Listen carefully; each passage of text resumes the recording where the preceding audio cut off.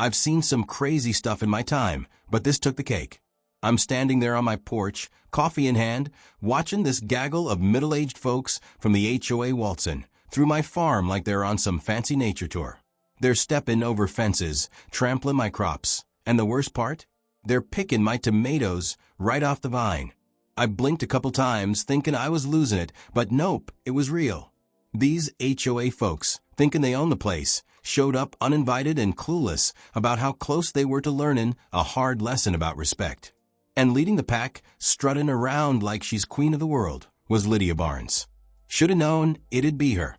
She's been on my case for years, complaining about my barn looking unsightly, the offensive smell of the animals, even the color of my fence. Never mind my farm was here way before their fancy cookie-cutter neighborhood popped up down the road. Now here she is, acting like she owns the place, waving her hand like she's showing off some historic landmark. "Oh hey, Eli," Lydia calls out when she finally sees me standing on the porch. She gives me this little dismissive wave, like I'm some farmhand she barely recognizes. "We're just taking a little stroll. Fresh air, you know? Your land is so rustic." She said it like it was an insult disguised as a compliment. I took a deep breath and gripped my coffee mug a little tighter. "Lydia," I said, keeping my voice calm, "this is private property." "Oh, come on now," she says, all dramatic with her hand on her chest. "We're all neighbors. And besides, our HOA voted that we should have community access to all visually shared land." I just stared at her, waiting for her to crack a smile and say she was just kidding. But nope. Neither did the other 5 HOA folks currently stomping through my lettuce like a bunch of lost tourists. "You voted," I repeated slowly, like I was trying to wrap my head around the sheer stupidity of it. "Yep," she said, beaming. "We decided that your farm is part of our community's scenic value. So we thought, why not enjoy it? It's really for the good of everyone." One of the ladies, wear high heels on a farm, no less, took a selfie, adjusting her sunglasses as she leaned against my fence. Another guy grabbed a handful of strawberries from a crate by the barn and popped one in his mouth. I set my coffee down before I dropped it. "Did you just—" "Oh, these are fantastic," the guy interrupts, nodding his head. "Way better than the stuff you get at the store." My eyes started to twitch. I took a deep breath, trying not to hurl the whole lot of them into my pig pen. "You've got 10 seconds to get off my land," I said, keeping my voice steady, "before I let the dogs out." Lydia's smug smile didn't even flicker. If anything, she looked kind of amused. "Eli B., how does that sound so far? I'm ready for the next part, whenever you are." "Reasonable?" She called it a friendly visit. Like I'm just being all territorial about a couple of acres. I looked out at my land, now swarming with these folks picking my fruit, tromping through my vegetables, and snapping photos like they're at some farmer's market they didn't pay for. I gritted my teeth. "You don't own this, Lydia," I said, stepping off the porch. "This ain't some park down the street. This is my farm, my livelihood." Lydia just laughed a little, like I told a funny joke. "Oh, don't be so dramatic. It's just land, Eli." I let out a slow, kind of bitter laugh. "You're right. It's just land. But it's my land. And if you think your little HOA rules can decide what happens on my property, you're in for a real surprise this morning." Lydia's smile finally flickered a little. "Are you threatening me?" I took another step closer, keeping my voice low. "I'm warning you." But Lydia ain't used to hearing the word no. She just scoffed and turned back to her group, acting like nothing happened. "Let's not waste time arguing," she calls out. "Everyone, feel free to walk around and enjoy. Eli won't mind. He's just being dramatic." The group cheered. One of them pulled out a picnic basket. Another set up a folding chair. I just stood there, watching in disbelief, as one woman laid down a checkered blanket and started unpacking cheese and crackers. It was official. They were having brunch. My fingers clenched into fists. This wasn't just being clueless. This was pure, straight-up entitlement. They weren't even pretending to ask anymore. In their minds, my property was their property. Fine. They wanted a farm experience? They were about to get one. I turned around and headed for the barn. I could already hear Lydia back there, telling One of the ladies, how I'm such a grouch and so unneighborly. I ignored it. I had more important things to do. Inside the barn, two big shadows stirred. Moose and Ranger. I whistled. Instantly, both dogs perked up, ears standing tall, eyes locked on me. Moose, a 150-pound mountain of muscle and fur, let out a deep growl. Ranger, a little skinnier, but just as tough, bared his teeth. I opened the gate. "Go say hello," I whispered. Moose and Ranger took off like a shot. Before I even made it back outside, a scream ripped through the air. All heck broke loose. Lydia was running like her expensive shoes were on fire, flailing her arms and yelling at the top of her lungs. One guy tripped and landed face first in the dirt. Another one was screaming about his fancy pants getting ruined. The picnic basket went flying, sending cheese and crackers every which way. I leaned back against the porch railin, watching the show with a calm satisfaction. "Have fun," I called out over the yelling. Moose and Ranger, trained to chase but not bite, were doing a heck of a job. They barreled through the group like furry wrecking balls, sending them scattering in all directions. Ready for the grand finale? One lady tried to climb the fence and got stuck halfway, screaming for help. Lydia, out of breath and covered in dirt, spun around and pointed a shaky finger at me. "You'll regret this," she yelled. I just took a sip of my coffee. Doubt it. And that's how the HOA's first mistake turned into a lesson they wouldn't forget anytime soon. Don't mess with a farmer and his dogs. I thought that would be the end of it. I figured after getting chased off my land by two giant farm dogs, Lydia and her HOA crew would tuck their tails between their legs and never come back. Any reasonable person would have done that. But Lydia, I was starting to realize, had the survival instincts of a mosquito, annoying, persistent, and just plain dumb when it came to knowing when she wasn't wanted. So, when I stepped outside a couple mornings later and found them back on my land, setting up what could only be called a full-on catered brunch, I didn't even get angry at first. Just a deep, tired kind of disbelief. There they were, unfolding chairs, unpacking bottles of bubbly, and cutting up fresh-baked scones like they were at some fancy country getaway. Someone even brought a white lace tablecloth and put it on a table that definitely didn't belong to them. I took a slow breath, counted to 3, and let it out. Maybe, just maybe, I was dreaming. Maybe I worked too hard the night before and my brain was playing tricks on me. Because surely, not even Lydia could be this crazy. And then she saw me. Lydia, wearing a big sun hat and a fancy floral dress that had no business being anywhere near a farm, raised her mimosa and smiled. "Oh, Eli, there you are. Come join us. The croissants are amazing."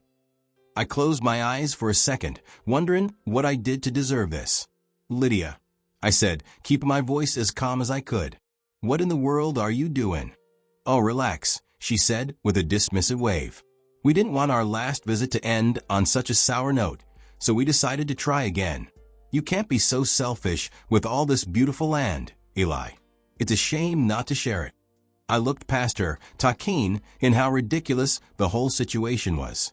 One lady was spreading brie on a cracker, not bothered at all that she was sitting on stolen property. A guy in shorts was pouring himself another glass of champagne, chatting away with another HOA member like they weren't trespassing in broad daylight. "Let me get this straight," I said slowly, looking right at Lydia. "You got chased off my farm, almost got eaten by my dogs, and your first thought was, let's do that again, but fancier?" Lydia laughed like I said something funny. "Oh, don't be so dramatic. It was just a misunderstanding. Now, if you're done being difficult, why don't you sit down and join us?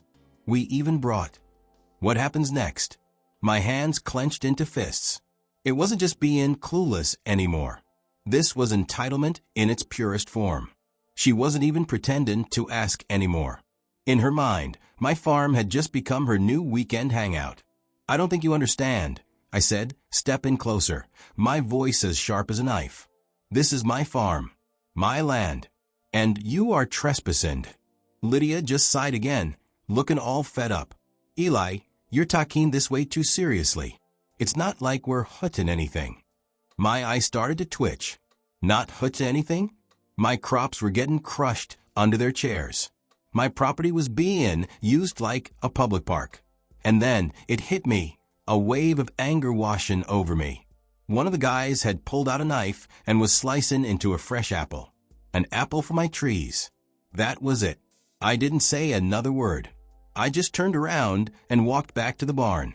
"Oh, there he goes again," Lydia said behind me, sounding all dismissive. "Probably off to sulk.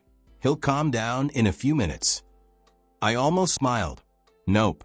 Inside the barn, Moose and Ranger were already awake, ears perked up. They'd been restless since the last time, like they knew their job wasn't finished. I whistled low and sharp, and both dogs jumped to their feet. "You know what to do," I whispered. And they did. The chaos started 3 seconds later, on the dot. A scream ripped through the air as Moose and Ranger blasted out of the barn, those big bodies moving like a rocket. The brunch table flipped over right away, plates and glasses shot Aaron on the ground. Lydia let a shriek and scrambled backwards, so fast she tripped over her own chair.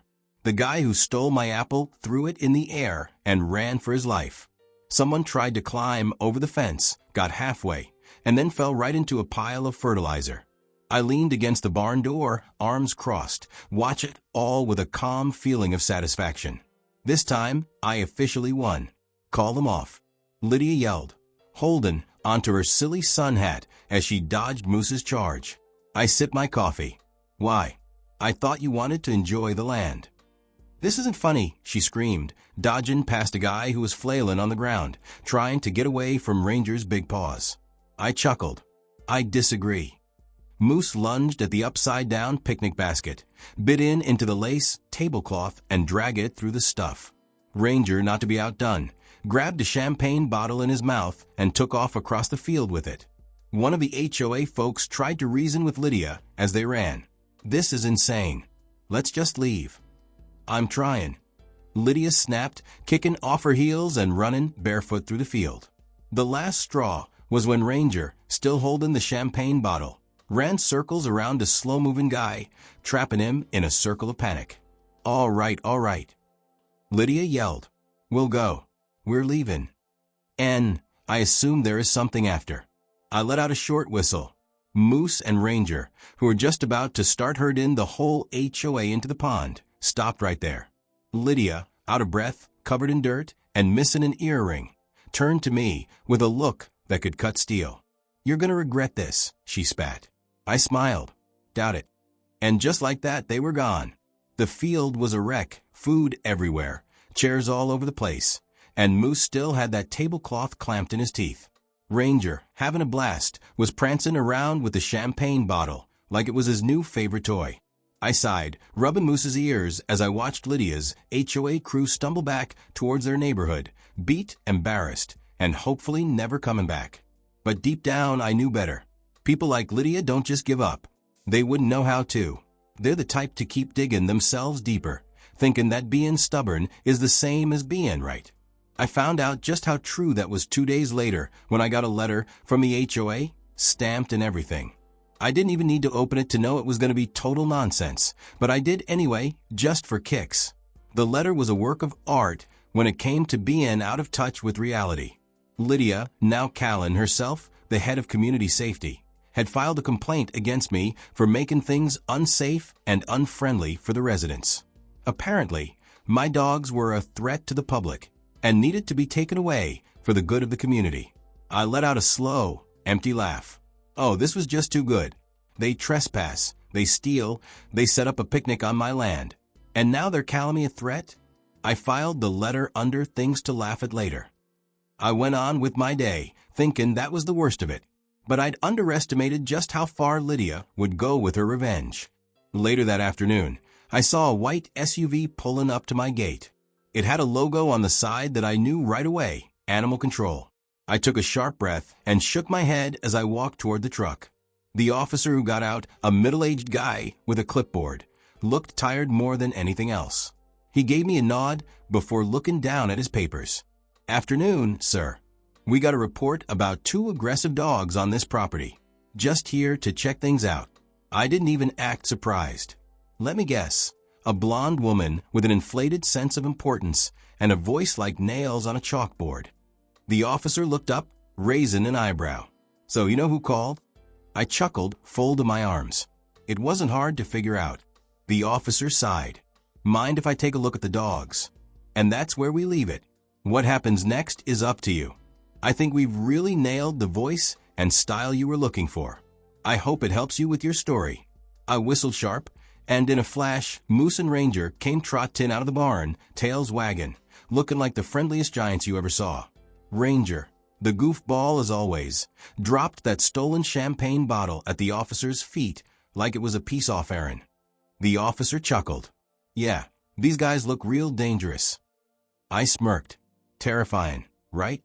The officer crouched down, giving Moose a scratch behind the ears. Honestly, I get these calls all the time.